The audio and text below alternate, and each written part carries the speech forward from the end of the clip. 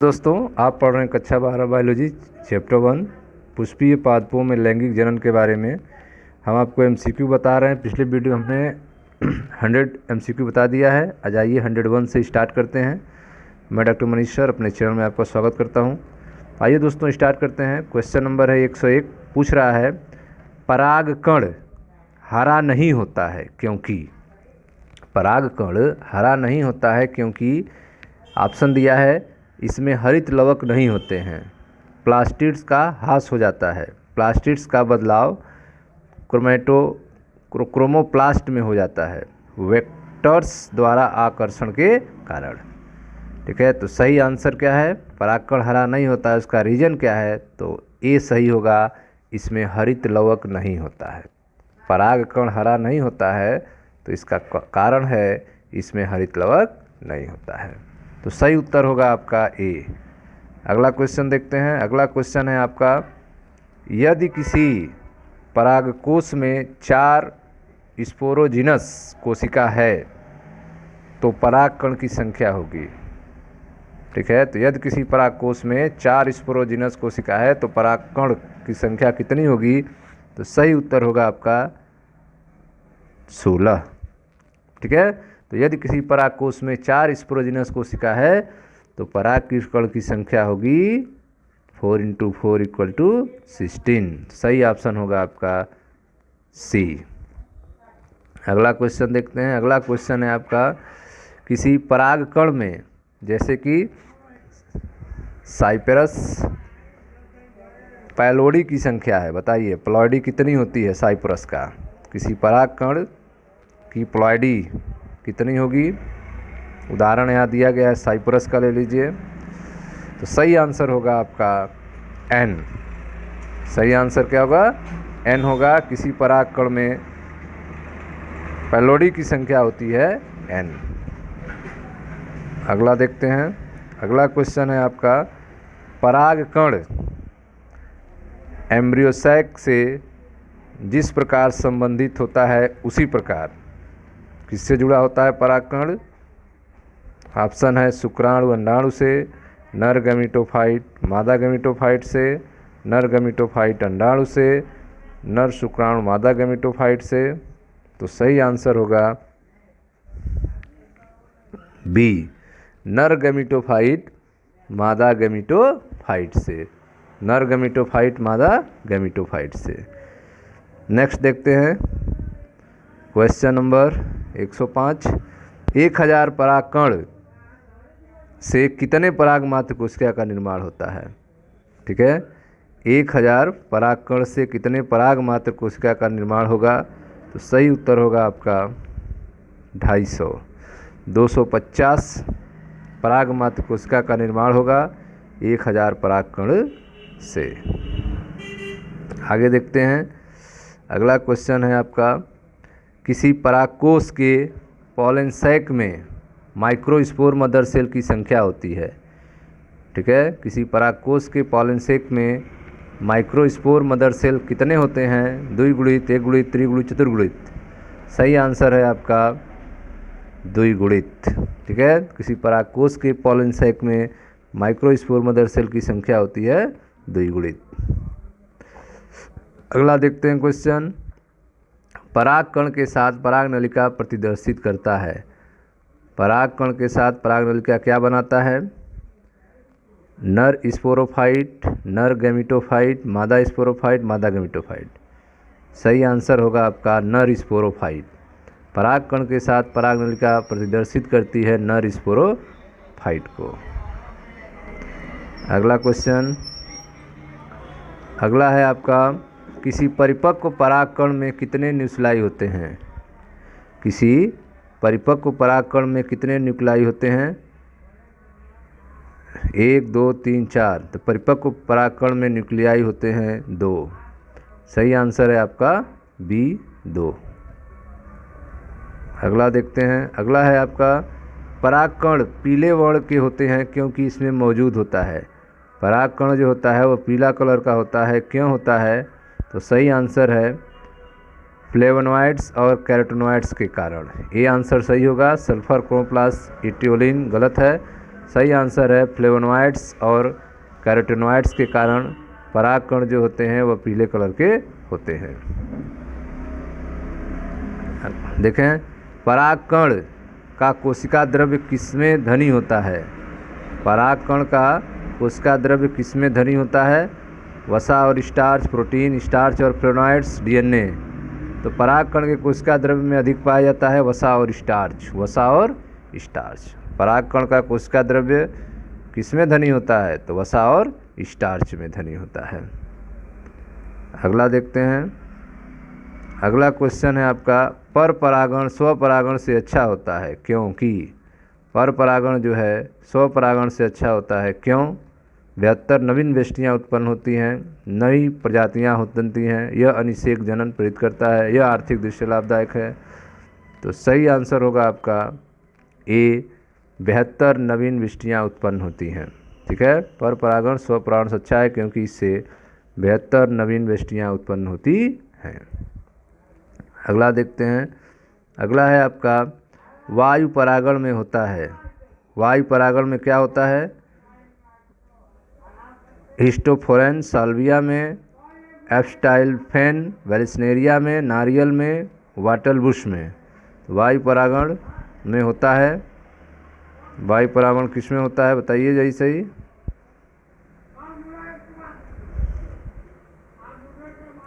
सही आंसर आपका वाटलबुश। नेक्स्ट देखते हैं अगला क्वेश्चन। अगला क्वेश्चन है आपका, पराग कणों। देखिए ध्यान से, पराग कणों लघु बीजाणु से उत्पन्न होने में, लघु बीजाणु मातृका कोशिका में। बताइए क्या होगा आंसर इसका?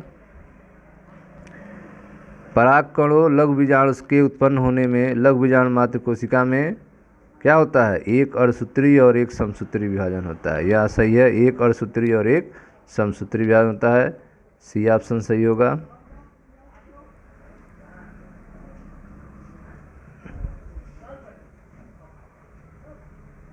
फिर से देखते हैं इस क्वेश्चन को। पराग कणों लघु बीजाणु के उत्पन्न होने से, लघु बीजाणु मात्र कोशिका में। अच्छा, जब लघु बीजाणु मात्र कोशिका में पराग कण उत्पन्न होते हैं तो क्या होता है? एक अर्धसूत्री और दो समसूत्री विभाजन। हाँ, ये सही होगा। एक अर्धसूत्री विभाजन होता है जिससे दो भाग बनते हैं, और फिर इसमें समसूत्री विभाजन होता है जिससे चार हो जाते हैं। तो यह आपका डी आंसर सही होगा। ठीक है, डी आंसर सही होगा, एक अर्धसूत्री और दो समसूत्री विभाजन। तो 113 नंबर का होगा डी, एक अर्धसूत्री और दो समसूत्री विभाजन। अगला देखते हैं। अगला है 114 नंबर। कह रहा है कौन सा डिप्लॉयड है? कौन सा डिप्लॉयड है? परागकण, egg, megaspore, MMC, megaspore mother cell. तो सही आंसर है एमएमसी, मेगास्पोर मदर सेल जो है वह डिप्लॉयड होता है। नेक्स्ट देखते हैं 115 पूछ रहा है, अंडाशय के अंदर का ऊतक भाग जो ओव्यूल के साथ जुड़ा होता है क्या कहलाता है? अंडाशय के अंदर का भाग जो ओव्यूल के साथ जुड़ा होता है उसे क्या कहते हैं? Funicle, hilum, placenta, chalaza. तो अंडाशय के अंदर का ऊतक भाग जो ओव्यूल से जुड़ा होता है उसे फ्यूनिकल कहते हैं। ठीक है, तो अंडाशय के अंदर का भाग का ऊतक जो ओव्यूल से जुड़ा होता है उसे फ्यूनिकल कहा जाता है। तो ये सही होगा। अगला देखते हैं। निम्नलिखित में विषम को चुनें। आपको विषम को चुनना है। ठीक है, आर्किस्पोरियम, ऊगोनियम, ओव्यूल एंड एंथ्रीडियम। तो विषम इसमें कौन है? तो आर्चिगोनियम, ऊगोनियम, एंथ्रीडियम, ये सब एक ग्रुप के हैं। ओव्यूल जो है इसमें अलग है। ओव्यूल क्या होगा? इसमें अलग होगा। नेक्स्ट देखते हैं। अगला है आपका, माइक्रोपाइल किस में पाया जाता है? माइक्रोपाइल जो है किस में पाया जाता है? ओव्यूल में, सीड में, एटैट में, 4, 5, 7 में। तो माइक्रोपाइल पाया जाता है किस में? सही आंसर होता है आपका एटैट में। माइक्रोपाइल। नेक्स्ट देखते हैं।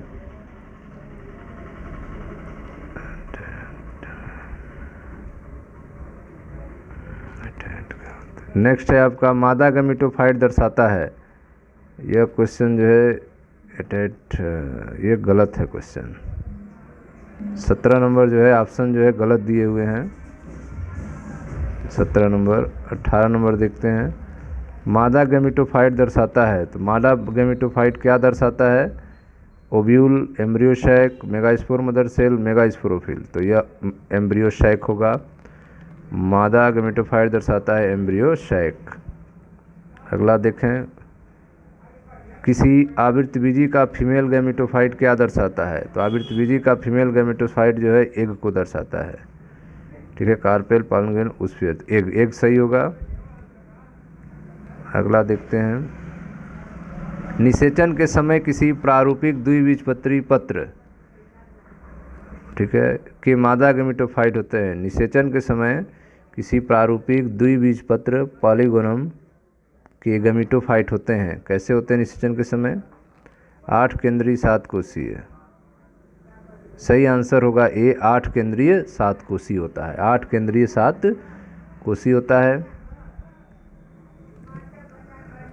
आगे देखते हैं, हाँ, फिलीफॉर्म उपकरण किसकी विशेषता है? फिलीफॉर्म उपकरण, फिलीफॉर्म अपरेटस जो उंगली के समान संरचना होती है, वह किसकी विशेषता है? सिनर्जिड्स, अंडाणु, परागकोश भित्ति, एंटीपॉडल सेल का। तो सही उत्तर है सिनर्जिड्स का। आगे देखते हैं, एक गुणित कोशिका जो समसूत्री विभाजन द्वारा एम्ब्रियोसेक बनाता है, क्या कहते हैं उसको? एक गुणित कोशिका जो समसूत्री विभाजन द्वारा एम्ब्रियोसेक बनाता है उसे megaspore mother cell, microspore mother cell, functional megaspore, non functional megaspore. एक गुणित कोशिका जो समसूत्री विभाजन द्वारा एम्ब्रियोसेक बनाता है उसे फंक्शनल मेगास्पोर कहते हैं, फंक्शनल मेगास्पोर कहा जाएगा। आगे देखें, अगला है आपका, ओव्यूल की सबसे बड़ी कोशिका है। ओव्यूल की सबसे बड़ी कोशिका कौन सी होती है? एमएमसी, परिवर्तनशील कोशिका का आकार, मध्य कोशिका, एंटीपॉडल। ओव्यूल की सबसे बड़ी कोशिका होती है मध्य कोशिका। ओव्यूल की सबसे बड़ी कोशिका क्या है? मध्य कोशिका होती है। आगे देखें, किसी सामान्य द्विबीजपत्री भ्रूणकोश में केंद्रक का अरेंजमेंट होता है। किसी सामान्य द्विबीजपत्री भ्रूणकोश में केंद्रक का अरेंजमेंट कैसे होता है? 3-3-2, 2-3-3, 3-2-3। तो यह सही होगा सी ऑप्शन, 3-2-3 का होता है, ठीक है। किसी सामान्य द्विबीजपत्री भ्रूणकोश में केंद्रक का अरेंजमेंट होता है 3-2-3 का, ठीक है। आगे देखते हैं, अगला है आपका, टेप्टम जो ओव्यूल में बदलाव हो क्या कहलाता है? टेप्टम जो ओव्यूल में बदलाव हो उसे क्या कहते हैं?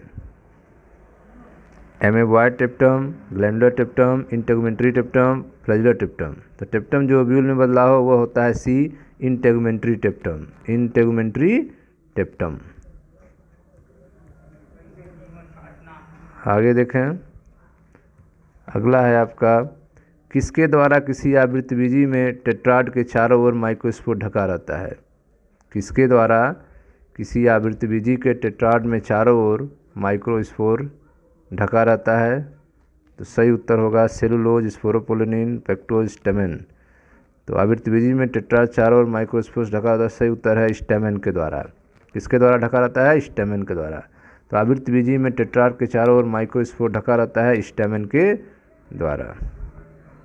नेक्स्ट है आपका, किसी आवृतबीजी अर्थात एक बीजपत्री के नर गैमेटोफाइट होते हैं। एक बीजपत्री के नर गैमेटोफाइट कैसे होते हैं? Microsporangium, nucleus, microspore, sperm, stamen. तो यह होगा आपका सी, माइक्रोस्पोरन, ठीक है, माइक्रोस्पोर। किसी आवृतबीजी के नर गैमेटोफाइट क्या होते हैं? माइक्रोस्पोरन। नेक्स्ट देखें, किसी पुष्पीय पौधों में एक पॉलन मदर सेल से एक मैच्योर गैमेटोफाइट का निर्माण होता है। किसी पुष्पीय पौधों में एक पॉलन मदर सेल से एक मैच्योर गैमेटोफाइट का निर्माण होता है 3 समसूत्री विभाजन द्वारा, 1 अर्धसूत्री, 3 सूत्री विभाजन द्वारा, 1 अर्धसूत्री, 2 समसूत्री विभाजन। तो सही ऑप्शन है सी, 1 अर्धसूत्री और 2 समसूत्री विभाजन द्वारा। अगला देखें, पॉलन कीट रासायनिक रूप से बना होता है। पॉलन कीट जो है वह रासायनिक रूप से किससे बना होता है? प्रोटीन से, प्रोटीन और कैरोटीनॉइड से, कार्बोहाइड्रेट कैरोटीनॉइड से, स्पोरोपोलिनियम से। स्पोरोपोलेनियम से किससे बना होता है पॉलन कीट? तो बना होता है आपका लिपिड और कैरोटिनॉइड से, लिपिड और कैरोटिनॉइड से। नेक्स्ट देखते हैं। हाँ, यह ऑटोगैमी के लिए अनुकूल है। ऑटोगैमी के लिए क्या अनुकूल है? तो ऑटोगैमी के लिए अनुकूल है होमोगैमी। ऑटोगैमी के लिए अनुकूल है आपका ए होमोगैमी।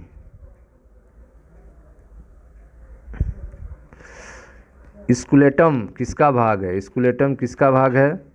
तो ग्रास कॉटिलिडन्स, डाई कॉटिलिडन, मेज एंडोस्पर्म, पेरिकार्प। तो स्कुलेटम भाग है, ए होगा ग्रास कॉटिलिडन, ग्रास कॉटिलिडन का।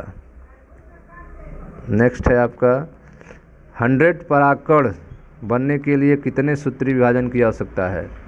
100 परागकण बनने के लिए सूत्री विभाजन की आवश्यकता है कितनी? 50। तो सही उत्तर होगा 50। 100 परागकण बनने के लिए 100 परागकण बनने के लिए कितनी सूत्री विभाजन का? सूत्री विभाजन 100 परागकण, ठीक है। पहले और सूत्री विभाजन होगा और फिर सूत्री विभाजन होगा। 100 परागकण बनना है, सूत्री विभाजन की ज़रूरत है। चलिए ठीक है, 25 सही उत्तर होगा 25। 100 परागकण बनने के लिए सूत्री विभाजन कितने होंगे? 25 होंगे, ठीक है। इस तरह से आप परागकण बनता है, सब में 100 बनना है। तो 4 भागों में बटेगा 100, तो कितना होगा आपका? 25 हो जाएगा। तो सही उत्तर होगा 25। अगला देखते हैं। अगला क्वेश्चन पूछ रहा है इनमें किसमें एरिल नहीं पाया जाता? इसमें किसमें एरिल नहीं पाया जाता है? शरीफा, लीची, मरिस्टिका, आम। तो सही उत्तर होगा आम में। आम में जो है एरिल नहीं पाया जाता है, यह आपका सही उत्तर होगा। अगला देखते हैं। अगला क्वेश्चन है आपका इनमें से कौन नर युग्मक से संयोजन करके भ्रूणपोष बनाता है? इनमें से कौन नर युग्मक से संयोजन करके भ्रूणपोष बनाता है? ठीक है, तो यह होगा द्वितीयक केंद्रक। द्वितीयक केंद्रक जो है नर युग्मक से संयोजन करके भ्रूणपोष बनाता है, डी सही होगा। नेक्स्ट देखें। वायु परागित पुष्प सामान्यतः होते हैं। वायु परागित पुष्प कैसे होते हैं? तो रंगहीन होते हैं, यह सही होगा। आकर्षक, छोटे, बीसी दोनों। तो सही उत्तर होगा रंगहीन, ठीक है। तो 135 नंबर का वायु परागित पुष्प सामान्यतः कैसे होते हैं? तो रंगहीन होते हैं। ये तो सही है, रंगहीन होते हैं, लेकिन और कोई भी ऑप्शन छोटे भी होते हैं, यह भी सही है, ठीक है। तो 135 नंबर का जो सही होगा बी और सी दोनों, बी और सी दोनों होगा, अर्थात 135 का सही उत्तर होगा डी।